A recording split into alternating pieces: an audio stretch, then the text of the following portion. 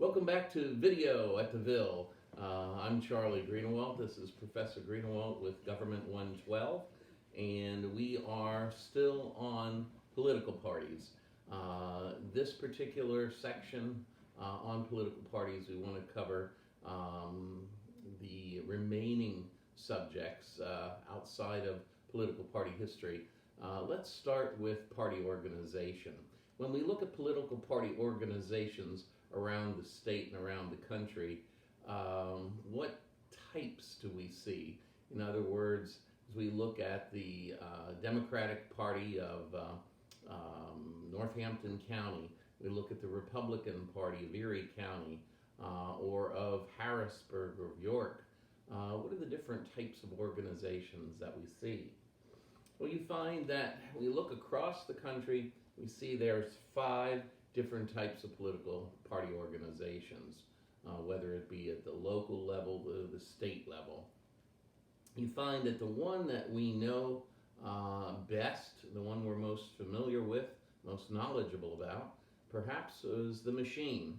The machine is a type of political party organization in which the leadership has a high degree of control over the membership and its activities. We find that how they control their members' activity is through tangible incentives. What are those tangible incentives? Those tangible incentives would be what? They would be patronage or jobs, and they would also be the awarding of contracts, the awarding of government contracts to specific businesses to either reward them by giving them a contract or penalize them by not awarding them a contract or taking one away. You find that great examples of machines organizations, of course, we think of Tammany Hall, Tammany, Tammany Hall, the political party organization of the Democratic Party in New York City during the second half of the 19th century and the beginning of the 20th century. We find that this is well represented in that movie. Some of you may have seen The Gangs of New York with Daniel Day-Lewis. That is not only a wonderful portrayal of what New York City looked at in the period of time in the post-Civil War period, but it also gave you an idea of how Tammany Hall functioned at that point in time. If we want a more contemporary example of the machine, we can go to Chicago and we can go to Mayor Daley's Chicago. Not the most recent Mayor Daley, that was the son of the famous Mayor Daley, who was the mayor of Chicago from the 1950s through the 1970s. We find that Mayor Daley, by the way, there's a great biography of him called Just Boss. And it shows how he truly organized Chicago and administered Chicago extraordinarily well, although the Democratic Party machine in this case was not a machine characterized by a high degree of democracy, but the trains ran on time. You find that Mayor Daley entered the mailroom in City Hall as a teenager, and he never left City Hall. He continued to work his way up to the position of mayor. When he retired from the position of mayor, he died shortly thereafter. But his son became the district attorney for Cook County, which is Chicago, and then later followed his father into the office of mayor of Chicago. Later, of course, he went into the Clinton administration and is now retired. But you find that Mayor Daley's Chicago came into focus in a big way during the 1968 Democratic presidential nominating convention in Chicago. You find that this, of course, was a time of social upheaval. There was spirited competition within the Democratic Party for the Democratic nomination for the presidency, particularly after President Johnson chose not to seek that nomination. We have President Johnson's surrogate, his vice president, Hubert Humphrey, the former senator from Minnesota. He was the establishment favorite. He was seeking the nomination, as was Bobby Kennedy, President John Kennedy's younger brother, and he was seeking it until he was assassinated at the beginning of June in the Ambassador Hotel in California while campaigning for this particular nomination. So you also had Senator Eugene McCarthy from Wisconsin. So the contest boiled down to McCarthy versus Humphrey, and there were other fringe contenders as well. You find the Chicago police City of Chicago welcomed everyone, and the Chicago police said, "You're all welcome, but you must have a permit before you parade or before you conduct gatherings."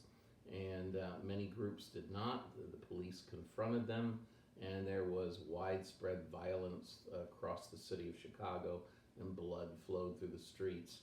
And many of us remember the Democratic Convention in 1968 in Chicago from that standpoint, rather than the fact that Hubert Humphrey had secured the nomination, went on to lose the presidential election to Richard Nixon.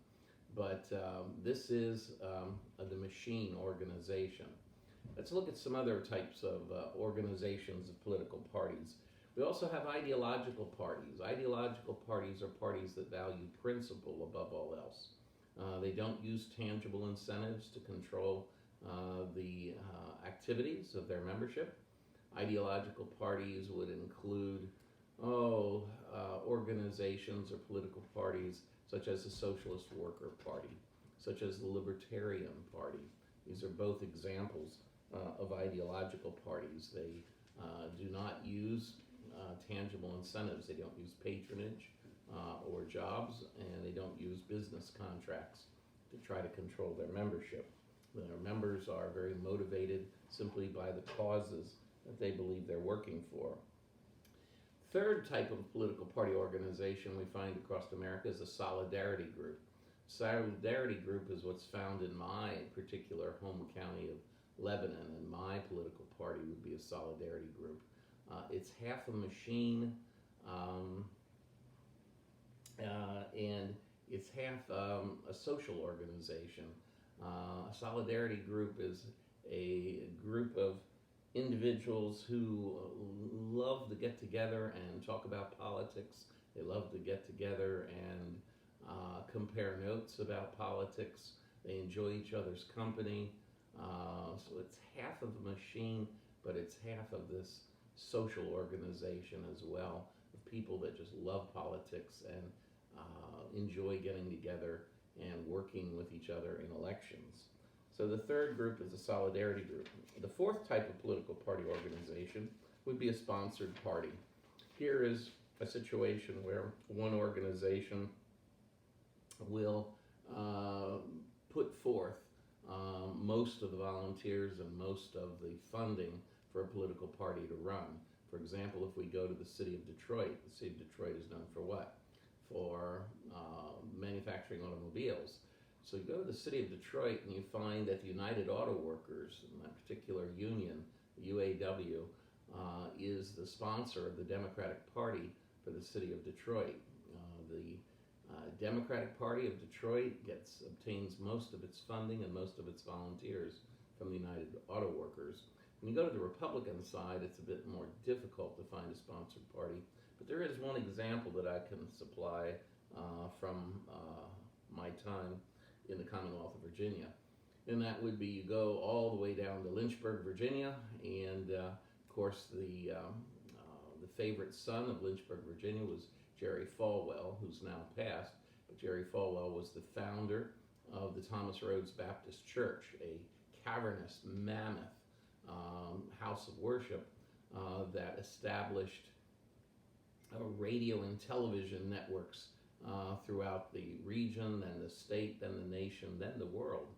And you find that Jerry followed that up with the establishment of Liberty Baptist College, which is today Liberty University. You find that the city of Lynchburg was becoming more troubled at the end of the 1970s. Find that crime was on the increase. The city council and mayor didn't seem to be able to get a handle on the budget. Businesses were leaving rather than coming in, so jobs were leaving, taxes were going up, crime was increasing. Everyone was convinced the schools were not offering a good quality product. So Jerry didn't have anything to do with this, but after one of his Sunday sermons, some of his parishioners stood up in Thomas Rhodes Baptist Church and they said, if anyone is concerned about the deterioration of Lynchburg, please stay after the service. And several hundred people did. And they decided, because of the mass meeting system that Virginia has that we talked about, they decided to attend the forthcoming Republican mass meetings in Lynchburg. They took over the Republican Party and they put forth the money and the manpower to run the next few elections for city council and mayor of Lynchburg. In fact, they were successful, and in fact, things did get better in Lynchburg. But this is an example of another example of a sponsored party. The last, the fifth and the final type of political party organization would be a personal following. A personal following, it's self-defining. But for a personal following, this type of organization to work, the individual who is the leader of the party would have to have an incredibly charismatic personality, or would have to have a huge bank account, or maybe a combination of the two. You find that the Republican Party under Arnold Schwarzenegger, when he was governor of California, is a good example of a personal following. The Republican Party of California became a personal following of Arnold Schwarzenegger. You find that the Reform Party, it started out as the Patriot Party, set up by Ross Perot, later became the Reform Party. That was a personal following. Ross had a huge bank account. Some people think he had a lot of charisma as well. Not everyone agrees with that, but he certainly had the bank account. We find that the Democratic Party in the state of Massachusetts was one of the most Republican states coming into the 1950s. And in the middle of the 1950s, of course, President Kennedy's father was Joe Kennedy, who was later appointed the chairman of the Securities and Exchange Commission by President Franklin Delano Roosevelt. He also went on to be appointed by FDR as the ambassador to the Court of St. James, the ambassador to Great Britain at the beginning of the Second World War. You find that the Kennedys made their money. They were poor immigrants to the New World, and they seem to have made their fortunes during the Prohibition.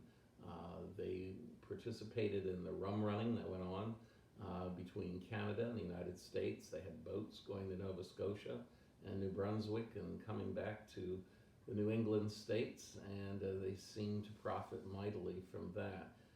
Joe always wanted his children to move further up the social and economic ladder, and that's why he wanted his oldest son to become the President of the United States. Of course, his oldest son, Joe Kennedy, named for him, was an American pilot during the Second World War.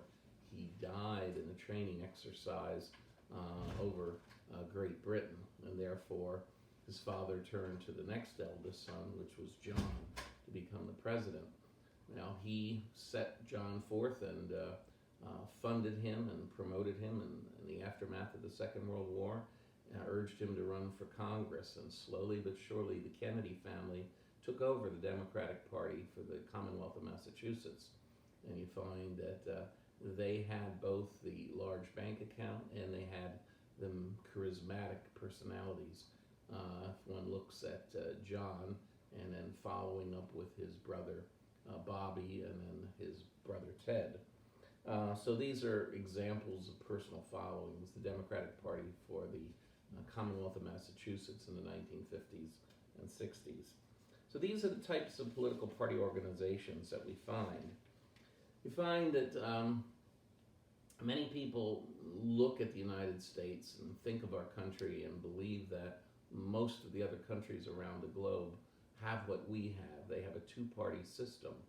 I want you to realize that the two-party political system nationwide is a rarity. This is not commonplace.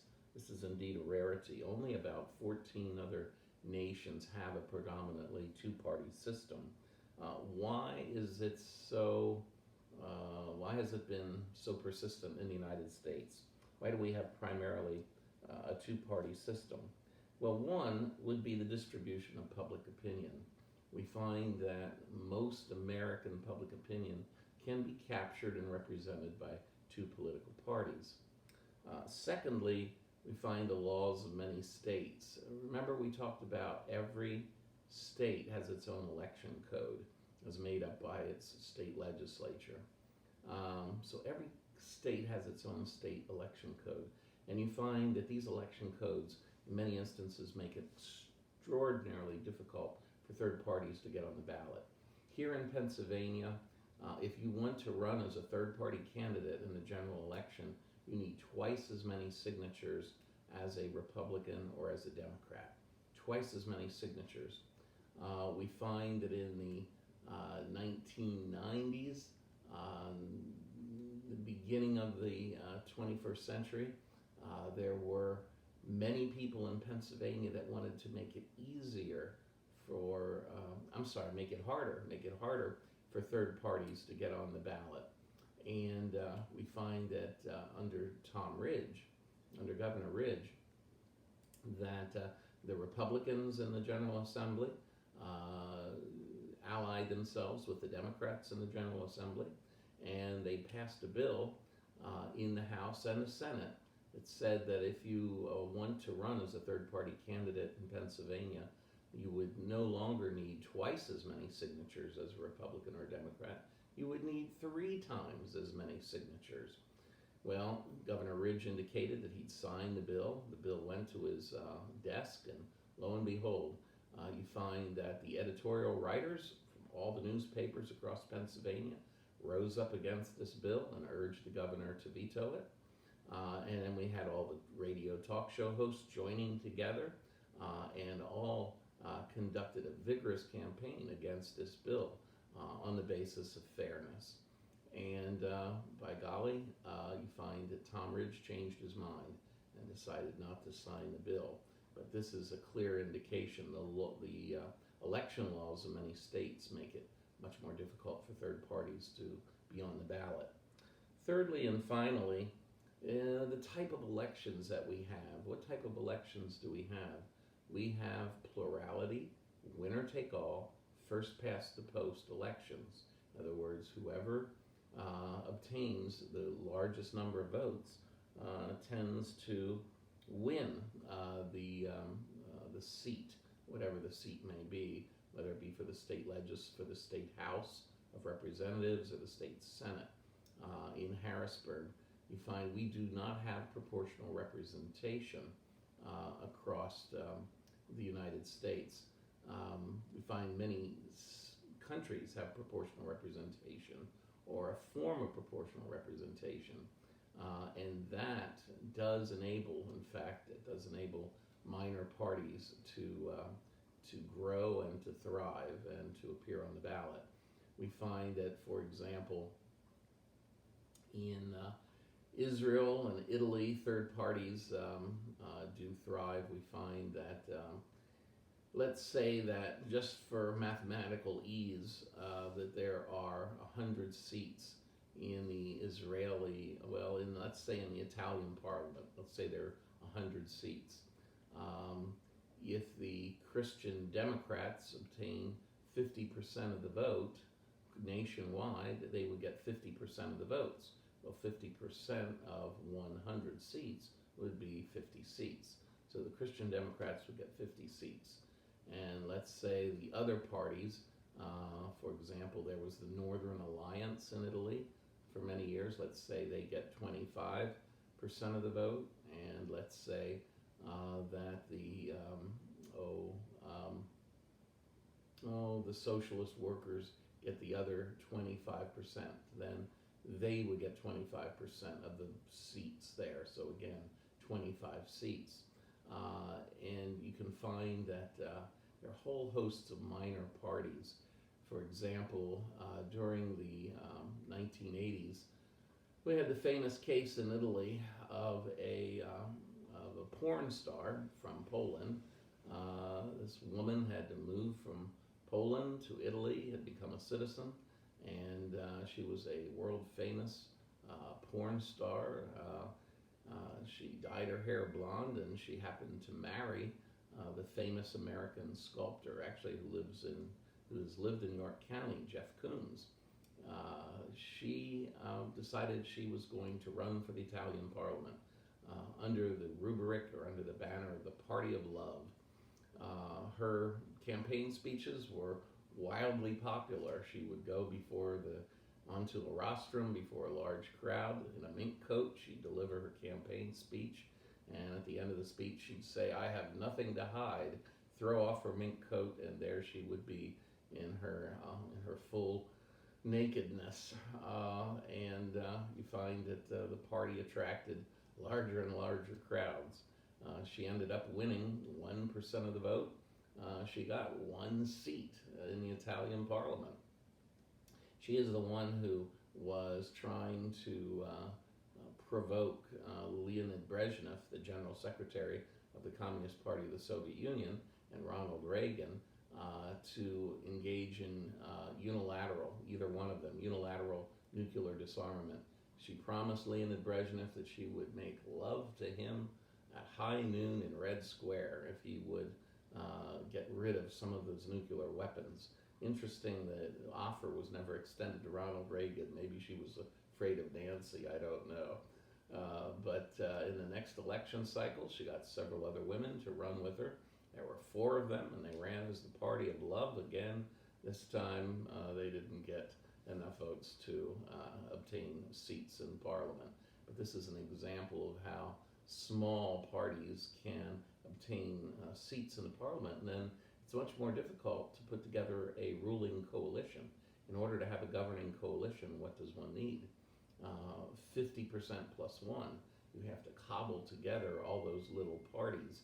In Israel, you find that this has traditionally resulted in the small religious parties are able to essentially engage in political blackmail with the Likud party, which is the party of the right, and then you have the Socialist Party, the party of the left in Israel. And it is difficult in many instances to form a governing coalition in Israel. Germany has proportional representation, but they've solved this problem, and you know how they've solved it? They simply have set a ceiling, or they've essentially established a level that any political party, in order for their votes to be considered, in order to obtain a seat in the Bundestag, the Parliament of Germany, that they need 5% of the vote. They need 5% of the vote. If you don't get 5% of the total national vote, your votes are discarded and disregarded.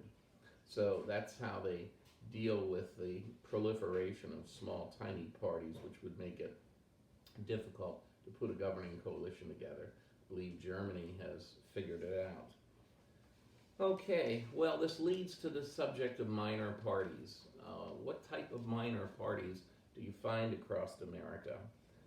We find, if you're looking at your PowerPoints on your electronic devices, or you ran off your PowerPoint slides as papers, you'll find essentially that we list 4 different types of minor parties. We find, first of all, there's ideological minor parties. This is across states and across the nation. Ideological minor parties. We said that perhaps the preeminent ideological minor party was the Libertarian Party. The Libertarian Party has run a presidential candidate in every presidential election since 1976. We find that other examples of ideological parties would be the Socialist Worker Party, for example, the Libertarian Party. You go to, trying to think of some other recent examples. Well, we'll leave it. We'll leave it at that. Um, you find that there are one-issue parties as well, a second type of political parties. One-issue parties develop around one issue.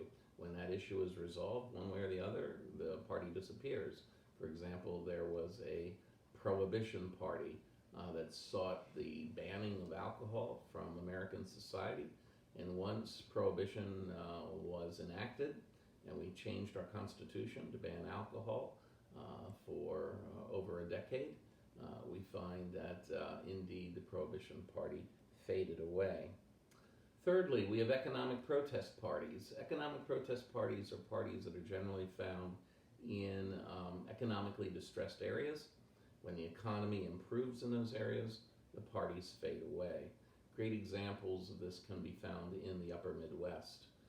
At the end of the 19th century and the beginning of the 20th century, the end of the 1800s and beginning of the 1900s, you find that the Dakotas, Wisconsin, and Minnesota were all struck by severe and lengthy droughts. And this area is highly agricultural. When the weather became better, the people returned to the Republican Party. You find, however, that when the weather was poor, you find that these particular individuals were attracted to some economic protest parties. The Progressive Party was the best example. The Progressive Party was found in Wisconsin and was the most successful there, found in Minnesota as well. And of course, Robert La Follette was an example of one of the politicians that came out of the Progressive Party and would later, of course, would be a Republican later. So you have economic protest parties, and fourthly, we have factional parties. Factional parties are parties that emerge in presidential nominating conventions. These are parties that come out of disputes within a major political party, disputes over the identity of the presidential nominee, or disputes over the political party platform. There are many examples of this, one of the most famous being the Democratic Convention of 1948. Here, Harry Truman is going to seek the presidency on his own. He's filled out, he's served almost all of FDR's fourth term in office. He's now going to seek election himself as president under the banner of the Democratic Party. Well, we find that individual we mentioned before, Hubert Humphrey, was a very young, the nation's, I believe at the time, the nation's youngest big city mayor. He started his career as the mayor of Minneapolis, and he set forth a civil rights plank for the Democratic Party platform. And when he set this forth, the southern members of the convention all rose up, and they were led by Strom Thurmond of South Carolina. Strom Thurmond, of course, had been a congressman and a U.S. senator. He rose up and they said that they would not be part of the Democratic Party if they adopted this civil rights platform. When the party adopted it, they said, we will run our own party. We're going to run for the presidency as the Dixiecrat party, and they walked out of the convention. So you have all these folks walking out of the convention. Then on the other side, we have Henry Wallace, who had been one of the cabinet members for FDR. Henry Wallace is concerned about the party platform as well. He believes that the United States and the Truman administration had been too tough on the Soviet Union.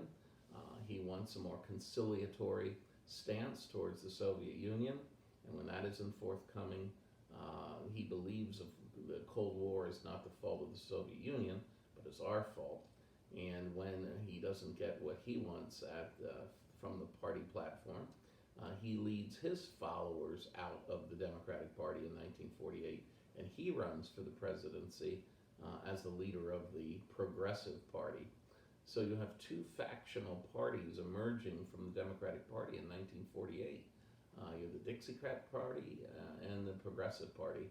Yet we find, amazingly, Harry Truman still wins the presidency in 1948. Other examples of a factional party, we can go to 1968. The segregationist Democratic governor of Alabama, George Wallace, was seeking the Democratic nomination, and he was a law and order candidate. And he had stood in the way of the integration of Alabama's universities and colleges. You find that George Wallace was always term limited as governor. He was term limited, and every time his 2 terms were up, he would put his wife forward to serve as governor in his absence. When that wife, then he would go back and he would run again. When his first wife died, he married a skier, water skier from Cypress Gardens in Florida, and put her up for governor, and she was successful. The people of Alabama were very loyal to George Wallace. Well, he sought the Democratic nomination for the presidency in 1968. He fell short, so he ran for the presidency on his own with the American Independent Party. And he made his running mate Curtis LeMay, the American military hero. Of course, Curtis LeMay headed up the American air effort, the American air campaign in Europe during the Second World War, the American air campaign in the Korean War, and the American air campaign during the first half of the Vietnam War. So Curtis LeMay joined with George Wallace, and they ran for the presidency and vice presidency under the title of the American Independent Party. Other examples might be on the Republican side in 1980. John Anderson was a very moderate and very well-liked, beloved member of the U.S. House of Representatives. He was the leader of the Republicans, the minority caucus in the U.S. House of Representatives.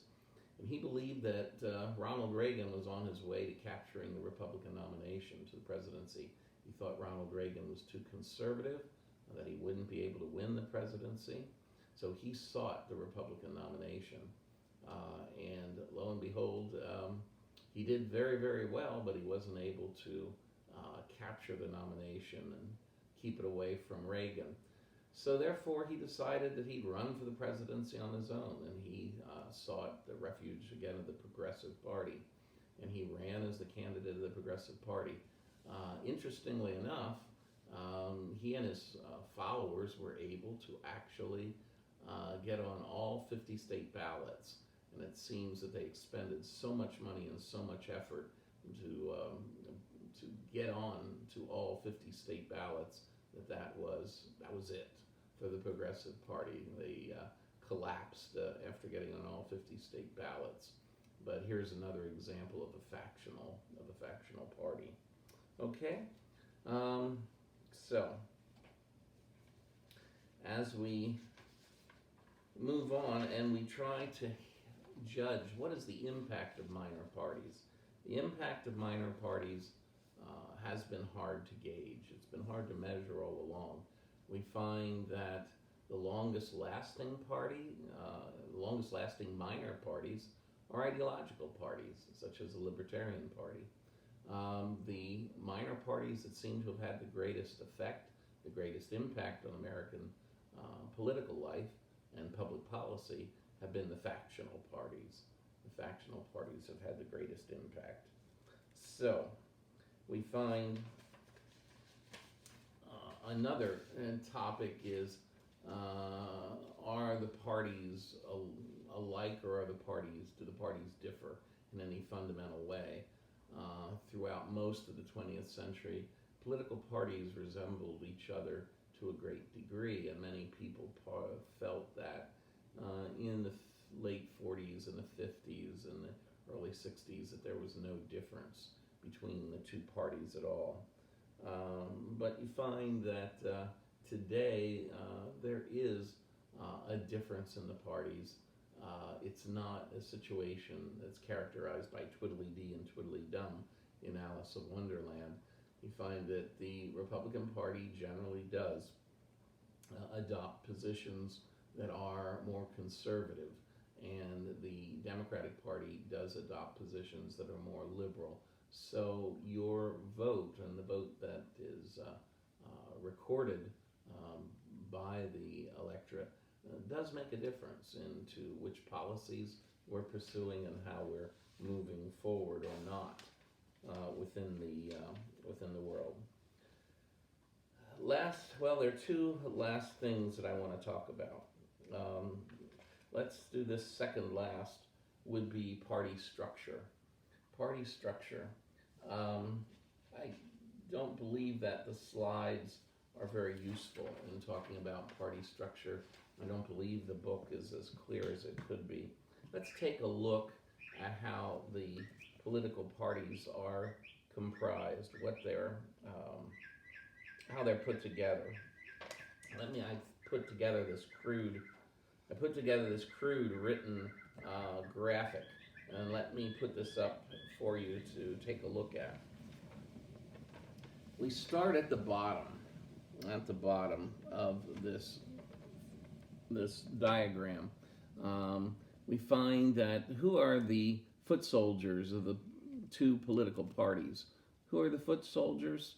You could say volunteers, that's true, but as being part of the party, they are committee people. The committee people are the foot soldiers of the two political parties. Committee people are elected. If you want to be a committee person, this is a great place to start a political career or to be involved in politics. You go to your county voter registration office. You get a petition to run for committee person. You need the signatures of only 10 fellow voters. You've got to get the signatures of 10 voters who are registered in your party, in your precinct. You get that paper notarized. You give it back to the voter registration office, and at the next primary election, you will be on the ballot as a candidate for committee person in that particular precinct. Now, the most basic level for the two political parties is the precinct level. This is where you vote. Okay, this is where you vote. Now, when we take a look at our political structure here in Pennsylvania, it's similar to many other states. Pretty much all the states have a similar structure. Some states have 4 committee people per precinct. Ours has 3. We used to have a rule in my political party, in my county, that those 3 candidates couldn't all be of the same gender. So you could have 2 females and 1 male, or you could have 2 males and 1 female. But you couldn't have 3 males, you couldn't have 3 females. Recently, that's been changed to make sure that there aren't spots that are empty, and to make sure that more people are involved with politics. It's probably a good change. But what does a committee person do? Well, committee person is one of those individuals that you see at the polls on election day, and they're handing out literature to individuals when they go to vote. If you ever do this and you are at the polls, if you see someone that has their head down or looks away from you and is determined to go into the polls, let them go. But if you want to be an effective committee person, what you do is if someone is willing to make eye contact or is friendly, you thank them for coming out to the polls. You ask if they would please take a look at your palm card. You give them a palm card with candidates that you are supporting listed on it, and ask them if they would please consider them. And that's it. And you simply thank them for voting and ask them in a very nice way and pleasant way if they'd consider voting for your candidates.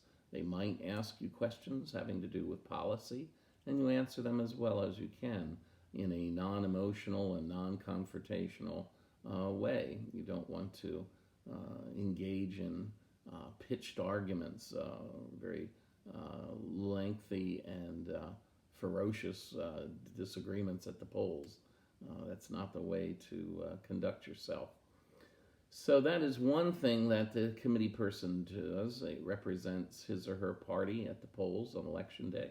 The other thing they do is they go around before the election, before the general election, and they will hand out literature to all the voting households, all the households in their precinct that have registered voters. They'll go and they'll drop off literature at their homes and ask them to please consider supporting their party's candidates.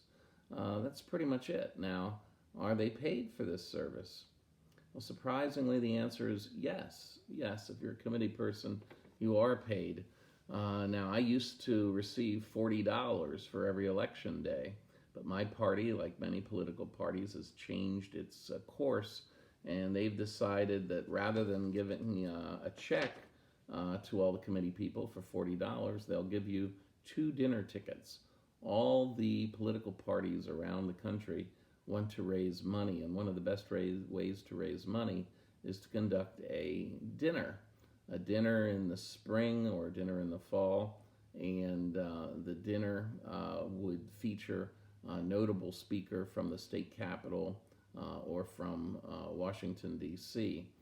And then, depending on the wealth of the area, my area, the tickets are only $40. In some areas, you go to Montgomery County, Delaware County, Chester County, it's a little wealthier, and those tickets might be up to $200 a piece. Well, by giving me 2 dinner tickets, by giving me a dinner ticket instead of a check for $40, by giving me a dinner ticket for $40, what does the county political party assure themselves? They assure that, well, I'll be there to collect my $40 in the form of a dinner, so they have a built-in audience, and I don't want to go to dinner by myself, so I want to take my significant other with me, and so I'm going to buy a extra ticket, and that will augment, that'll add to the audience and add to the coffers, so that's a pretty smart thing to do. So here we have the precinct levels. Above the precinct level, now at the precinct level we have 3 committee persons per precinct. The district level we generally have 5 precincts grouped together. So that would be 15 committee people. So you have 5 precincts grouped together, and that's 15 people. So we find that at the precinct level we don't have to have meetings because there are only 3 of us and we can call one another and do all our business by phone.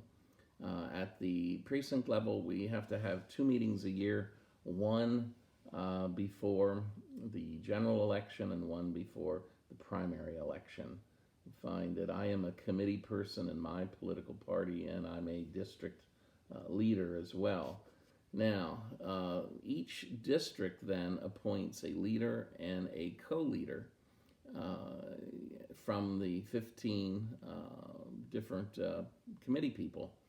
And those people are sent then, once a month, they go to a meeting of the county committee.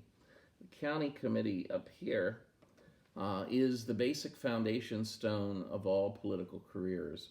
All successful politicians in America have the backing and support of their county committee, unless they have a huge family fortune like the Kennedys, for example, or like Ross Perot, or like Arnold Schwarzenegger. They rely on the support of their county committee. Now, the county committee is comprised of all the county committee people in the whole county. All the county committee people together comprise the county committee.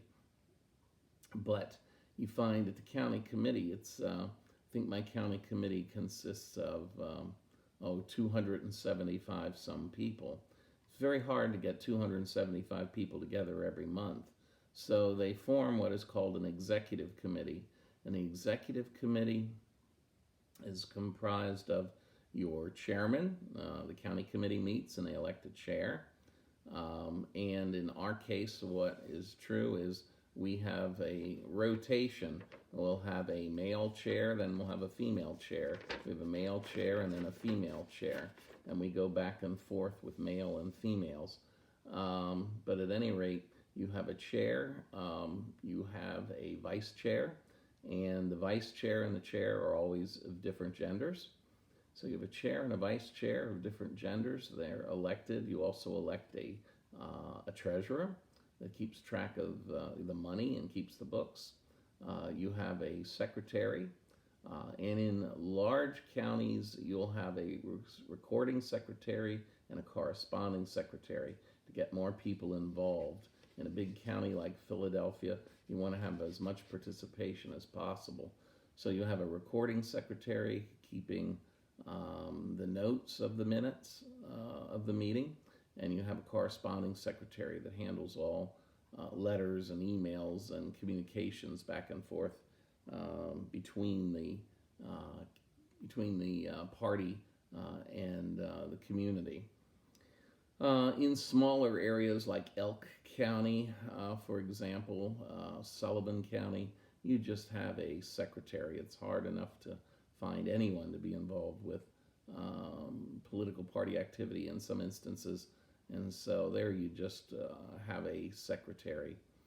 Who else would you have on the executive committee? Would be comprised of the chairperson of the Young Democrats or Young Republicans in the county. There's generally a women's auxiliary group. The head of that group would be part of your executive committee. And then the chair would get to appoint other individuals as well. For example, a finance chair. Now, what's the difference between a finance chair and a treasurer? A treasurer keeps the books, but a finance chair raises money for the political party. Now, who else is on the executive committee? The executive committee would also be comprised of the leaders and co-leaders of all the districts. So say there are, my county has 8 districts, so we have a leader and a co-leader for each of the 8 districts. That's 8 times 2, that's 16 people. Those 16 people are appointed to the executive committee. That ensures a geographic distribution of representation on the county executive committee. So you have the district leaders and co-leaders sitting on the executive committee, along with the other people who were elected or appointed by the chair. I think that our executive committee is about 45 people, and they meet once a month rather than getting together the 200 to 300 people and the full county committee. You just have the executive committee meeting every month. Full county committee meets twice a year, once before the general election and once before the primary election. Well, say you want to go at a higher level above the county committee is the state committee. Now, the state committee will meet quarterly. It meets 4 times a year. Once it will meet outside the state capitol. The other 3 times it always meets in the state capitol. When the state committee meets outside the state capitol, they generally pick the area of the state in which they have the least support. So once a quarter, the Republican Party, the state committee will have a meeting in Philadelphia. And they'll meet in Philadelphia, they'll hold a press conference, they'll wave their flags, and they'll say, see, we really care about all you folks in Philadelphia. Here we are meeting in your city, stimulating your economy. And the Democrats, they will have once quarterly, once a year, they will have a state committee meeting in, say, Williamsport, Pennsylvania, where they will wave their flags and they'll say, aha, listen to all you people in north central Pennsylvania. The Democratic Party does love you, and here we are spending money and spending time with you in northern Pennsylvania. Please support our candidates. You find that in order to get on the state committee, well, each state committee has its own charter. And the charter set forth how much representation every county has. And every county's representation is dependent upon the county's population. The more population that the county has, the greater number of people that you would have on the Democratic State Committee or the Republican State Committee. It's also dependent upon your registration. How many, you have a certain population, but how much of that population is registered with the Republican Party or the Democratic Party. So you are also basing how many delegates your county gets on the state committee by your registration in your county. And lastly, you look at voting effort. What you do, the two state committees look at the last gubernatorial election, and if your county has secured a greater vote total than the percentage of registered voters in your county, then you get extra representation. For example, say in Lancaster County that, let's say 25% of the voters are registered Democrats. If the Democratic Party in the last gubernatorial election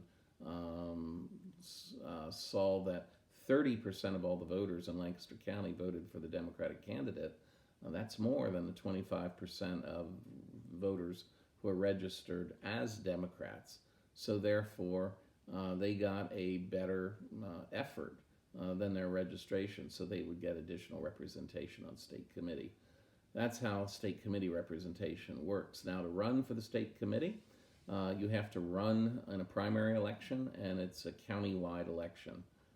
So you have to go out and get the signatures of the required number of signatures of voters of your party in your county before the primary election, and then you would be put on the primary election ballot and you would run county-wide. Above state committee is, of course, the national committee. The national committees were always organized the way the Republican National Committee still is. The Democrats have changed the way they've organized their national committee. You find that the national committees and the Republican National Committee is still comprised of 100 people. 100 people, one National Committee man and one National Committee woman from each state. And you find that the individuals who generally are secure those positions are generally the largest donors to the political party in that state. The people who give the most money generally get to serve in that position. Now, the Democrats have changed their charter several years ago, and they, instead of having 100 members, they have several hundred members rather than just the normal 100. So that's the National Committee. The National Committee meets quarterly as well around the country. They would meet, they meet quarterly. 3 times a year they meet in Washington, D.C., and once a year they meet somewhere else around the country. Finally, the supreme authority in both political parties is the Presidential Nominating Convention. The Presidential Nominating Convention, of course, only meets once every 4 years. It is the supreme authority in both political parties because they set the platform for the political parties and they determine the identity of the candidate for the presidency. So that is why they are the top authority in the political party. Okay? All right. If you have questions about any of this, please be sure to email me. Email me or call me. Okay? I'd be happy to entertain your questions and look forward to hearing from you. This concludes our political party discussion. We're going to come back from this and tackle the governorship in just a little bit. Stay